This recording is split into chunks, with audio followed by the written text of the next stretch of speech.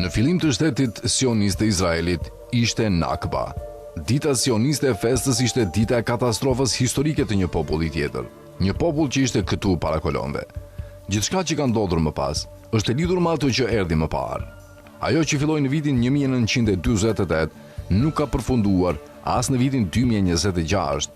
Nga Nakba deri sot, parimet bazë mbi cilat vepron sionizmi nuk kanë ndryshuar, as politika e qeverive të njëpasnjëshme të shtetit hebre. Nakba nuk ka përfunduar kurrë, ajo vetëm ka ndryshuar formë, shkruan opinionisti dhe gazetari hebre Gideon Levi. Vlerat që quhen në Nakba 78 vite më parë, vazhdojnë të udhëheqin shtetin Izraelit në vitin 2026, të njëjtat parime, të njëjtat objektiva, të njëjtat metoda. Sot, si një fuqi rajonale dhe aleati më i afërt i superfuqisë më të madhe në botë, asgjë nuk ka ndryshuar në qasjen e përgjithshme të Izraelit që nga dita kur u krijua si shtet. Ai ende beson se mund të jetojë me shpatë dhe vetëm me shpatë dhe se nuk ka alternativë tjetër përveç një jete të mbështetur në forcën ushtarake, shkruan Levi. Ai ende e sheh forcën ushtarake si garancinë vetme të ekzistencës dhe sigurisë së tij. Ai vazhdon të ndjek një politikë të supremacisë absolute hebreje midis detit Mesdhe dhe lumit Jordan. Izraeli ende e paraqet veten si viktimë, një fuqi rajonale që flet për kërcënime ekzistenciale. Ai ende është i bindur se drejtësia absolute është në anën e tij. Ai ende imagjinon se të gjithë arabët lindin për të vrarë dhe se vetëm një gjë që shqetëson botën arabe është si t'i hedhin hebrejt në det. Të njëjtat bindje, të njëjtat parime si atëherë, në vitin 1948, dhe në sipërfaqe, besimet fetare vazhdojnë të vlojnë. Në fakt, ato janë forcuar shumë gjatë këtyre 78 viteve. Zoti u dha tokën hebrejve, vetëm atyre.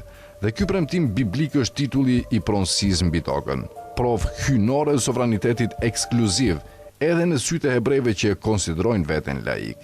Ndërsa parimet kanë mbetur të njëjta, Izraeli gjithashtu ka ndryshuar gjatë viteve të pavarësisë së tij. Shumë pak nga këto ndryshime kanë qenë për mirë, shkruan Levi. Ankimi i shumë izraelitëve që sot mallëngjehen për Izraelin e dikurshëm, para se Likudi të vinte në pushtet, është në masë të madhe një iluzion, një vetmashtrim, dhe sipas Levit, Izraeli gjithmonë ka qenë pushtues dhe gjenocidal. Demokracia izraelite, thot Levi, nuk ka qenë kurrë një demokraci e vërtet, dhe ky 78 vjetor është një moment i mirë për ta thënë qartë. Një shtet me një regjim ushtarak të përhershëm nuk është demokraci, dhe pik. E njëjta gjë vlen për apartheidin, ai nuk u krijua vitet e fundit. Ai daton që nga ditët e para të shtetit, me një shtytje të fortë për konsolidim pas pushtimit vitit 1967.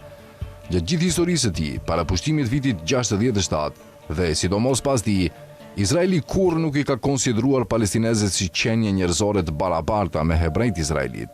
Ky ka qenë dhe mbetet rrënja e problemit dhe pothuajse askush nuk e trajton këtë. Në këtë 78 vjetor nuk ka opozit hebreje ndaj luftës, ndaj asnjë lufte, as ndaj pushtimit apo apartheidit. Gaza shqetëson vetëm pak. E njëjta vlen për bregun perëndimor, i cili gjithashtu është transformuar përtej njohjes në mbulesën e luftrave të fundit. Atje, Izraeli ka arritur përmes kolonëve të dhunshëm dhe një ushtrie që vepron në koordinim me ta, të shuaj perspektivat e fundit për një shtet palestinez qëndrueshëm. Edhe propagandistët më të zëshëm të së djathtës ekstreme po fillojnë të kuptojnë shkallën e kërcënimit me cilin përballet Izraeli i sotëm, pasi ka hapur shumë fronte lufte dhe nuk ka arritur objektivat në asnjërin prej tyre.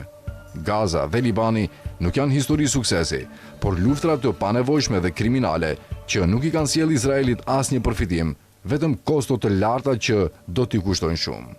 Shtetet e Bashkuara po i rrshqasin gradualisht nga duart Izraelit, thot Levi, dhe sipas tij, Donald Trumpi mund të kthehet kundër Izraelit. Dhe në çdo rast, presidenti që do ta pasojë brenda më pak se 3 vitesh, demokrat apo republikan, do të ndjek një politikë tjetër ndaj këtij aleati të madh.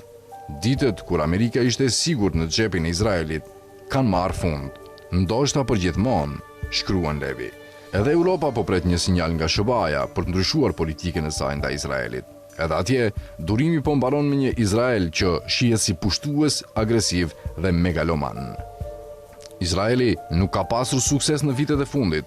Sa më shumë luftra që ka zhvilluar, sa më shumë territor që ka pushtuar dhe sa më shumë njerëz që ka dëbuar nga shtëpitë e tyre, aq më shpejt është përkesuar pozita e tij ndërkombëtare. Një shtet që sistematikisht ka shpërfillur çdo institucion të komunitetit ndërkombëtar, çdo rezolut, të drejtën ndërkombëtare dhe opinionet e aleatëve më të afërt, po ndjek një rrugë drejt izolimit të ngjashëm me Afrikën e Jugut të apartheidit. Dhe kjo është një trajektore që do ta ketë vështirë ta kthejë mbrapsht.